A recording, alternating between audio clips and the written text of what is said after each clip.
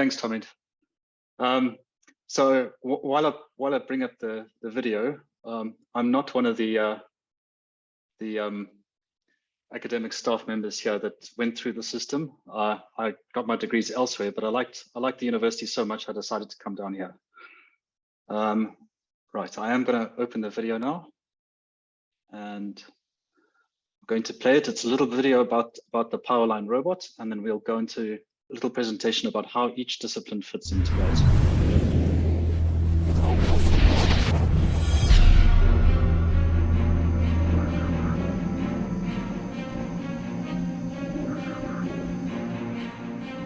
Approximately 2.2 million kilometers of power lines exist around the globe,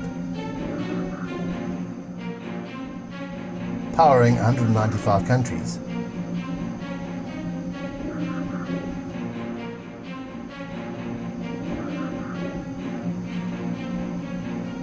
Electricity is the lifeblood of our developing world, and power lines make up the arterial network. Traditional methods of inspection involve using helicopters or foot patrols to inspect thousands of kilometers of power line. This is very expensive, it's time consuming, and in some situations it's unsafe. We got rust and corrosion on the coast. It's difficult to pick it up. So effectively now there's two ways of us inspecting our lines. We either do a line patrol with staff and vehicles, and you kind of look at this line from ground level with binoculars, etc. Or there's the other option of using a helicopter line patrol. What we've developed is a machine to take all of the hard work out of the process and the expense of it as well. So the Powerline robot is a machine that rolls along the power line and climbs past towers and other obstacles, and delivers a video feed to an operator on a ground station. Now, yeah, I must say it was quite easy. It's not heavy. One guy can put it up. The major advantage of the robot that we have is the fact that it's making contact with the line. So it's not doing things from a distance. And with that contact, as with electricity, you're able to do a lot more measurements in terms of corrosion, etc. Also allows for remote access to far-off towers. It means no climbing on the line. It means no helicopter uses. Further to that, in the future, it may be a little bit more automated, with a technician operating it as opposed to an expert or a pilot. The views from the robot show the line and the hardware from every angle. So the operator can actually move the cameras around the line on the hardware. This gives him the opportunity to see what he would otherwise not be able to see. Maintenance-wise, we'll pick up defects and stuff, and then you can obviously fix it quickly. So every utility is obligated to perform inspections on their power lines to prevent these kinds of faults from occurring. Sort of world average is sitting at about 1.5 faults per 100 kilometers per year. So with better methods of inspections, they can work to bring these numbers further down. The long-term vision is to use many of these robots so that it becomes ubiquitous, so that inspections can take place in a more structured way, a lot more often. Maintenance is sometimes a preemptive activity where hardware can be replaced when it hasn't necessarily reached its end of life. So the inspection process provides a lot more data. Eventually it will be able to track the progression of faults, leading to more targeted maintenance. So you can predict the lifespan of your hardware.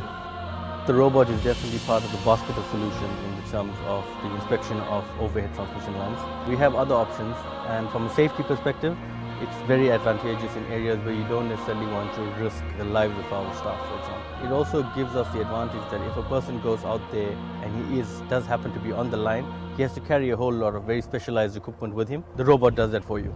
So I think there's definite advantages there, and I think it is going to be part of the future of overhead line inspection.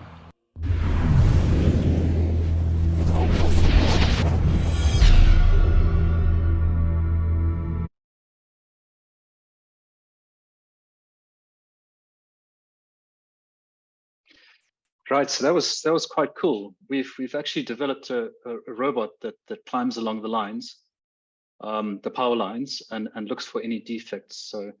So it means hopefully a contribution to the end of load shedding in the future. But I've got a presentation, and I'll show you a little bit about how each discipline fits into this. So we've got the disciplines of electrical, electronic, and engineering. It's electronic and computer engineering, and we'll have a look at how they each fit in. I've called this presentation "Selling Robots to Japan," simply because we are currently selling our Powerline inspection robot to the Japanese. So imagine us guys from South Africa, KwaZulu-Natal, are selling a robot to the Japanese. That's amazing.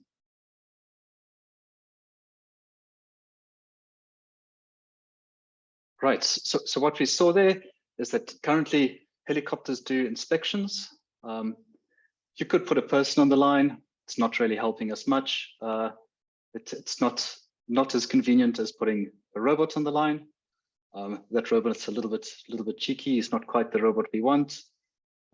So we develop what rolls along the line. It communicates to our operator at ground level using some sort of connection. Right, and electrical, electronic, and computer engineering all fit into this robot. So let's break it down a little bit more. In our robot, it rolls along the lines. It needs electric machines, electric motors to actually move along the line. So that's the first thing. This is electrical engineering. We need electric machines. Next, we need some sort of power source. And we have some sort of battery management system. The more modern batteries are lithium ion or some similar polymer batteries, moving away from the lead acid, which are very heavy. So having these light batteries allows us to put them in a robot that can roll along the line without being too heavy. And this has to be controlled by a robot, which is a little bit of computer engineering. You need to program what the robot needs to do. Right, so the first little video, exactly what I've just said. We need electric machines to get the robot to roll along the line. We need electric machines to move the arms of the robot to move around the objects. And we communicate that wirelessly to our base station.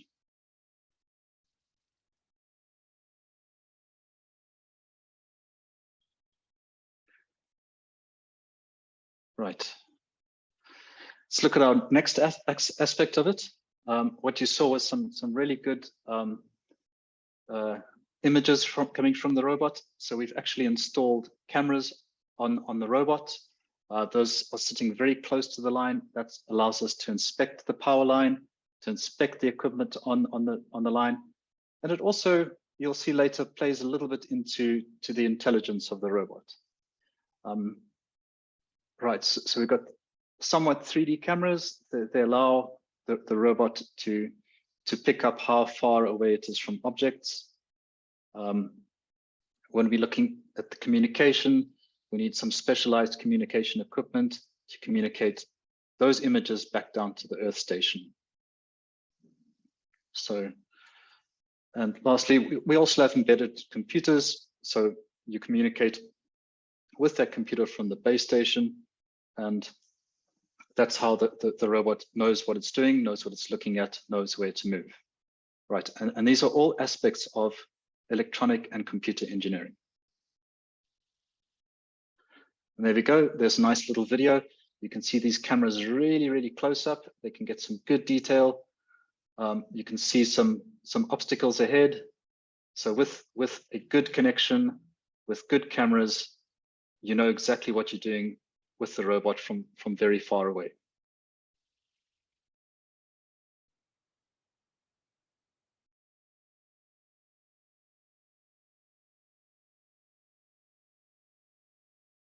I'll let it play a little bit more because this has got a similar video later that I want you to see.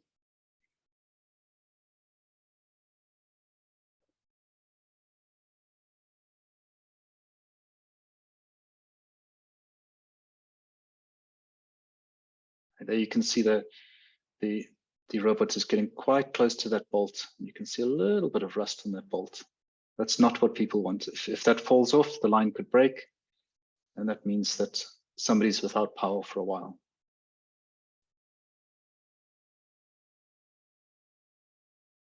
Right, so I mentioned that we have a number of items in this robot. We've got motors, we've got cameras, we've got communication modules, we've got computers, we've got lithium-ion batteries, and the problem is it's on a high voltage power line. So what do we do about that? That thing's getting zapped. It's at a high voltage, gets zapped when it gets onto the line, and that causes problems with the whole robot. So we actually had to learn to mitigate all of these issues with the high voltage and the electromagnetic interference. So here's a nice video of some of the arcing that we do.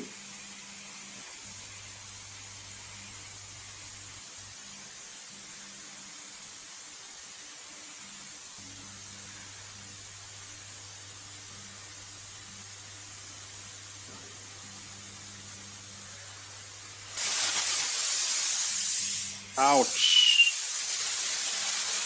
So this robot gets whacked with all of this and it can still move. So we put a lot of work to get this right. And it's something quite unique and amazing that we managed to do this.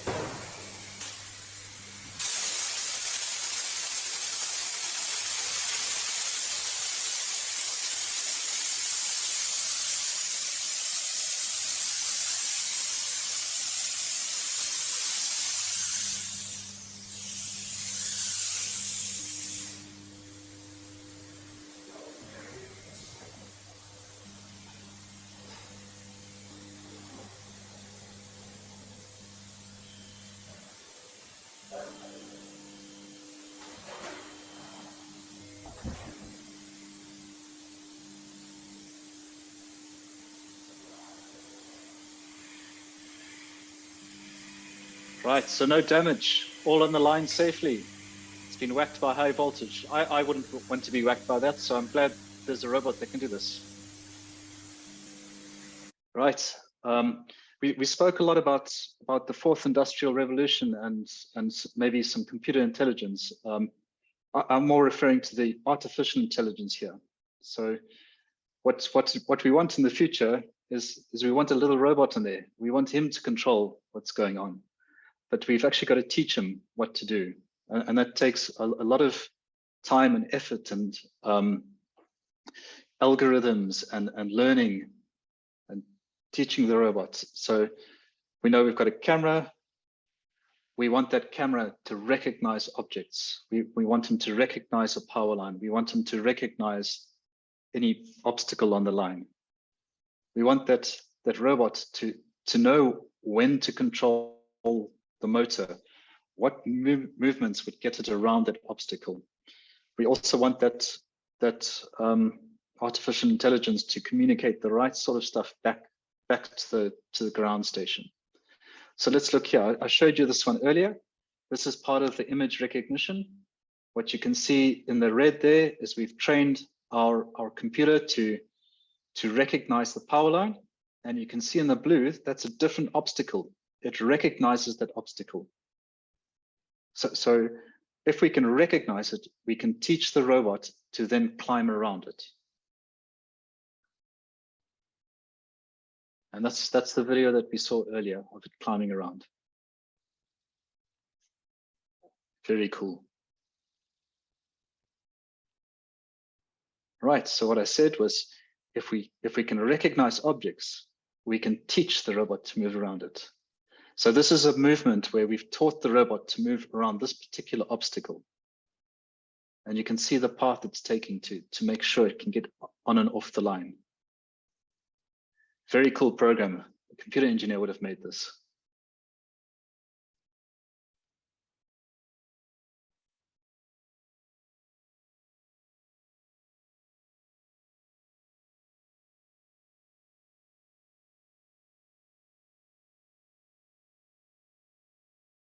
And of course, you all believe me, so let's show you it's in action. There's no human controlling this robot here.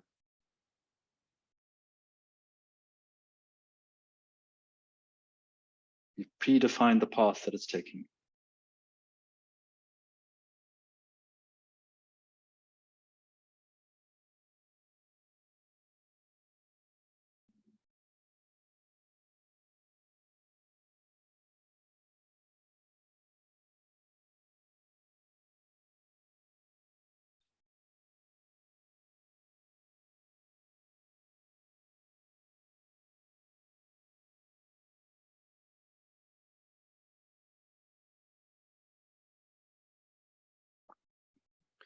Very cool.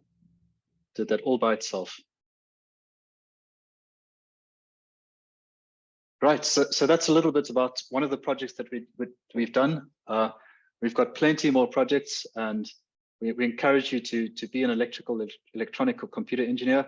We love working together because we're a good discipline, and we've got all the skills to take us forward in the future. Right, thank you. Thank you, Andrew.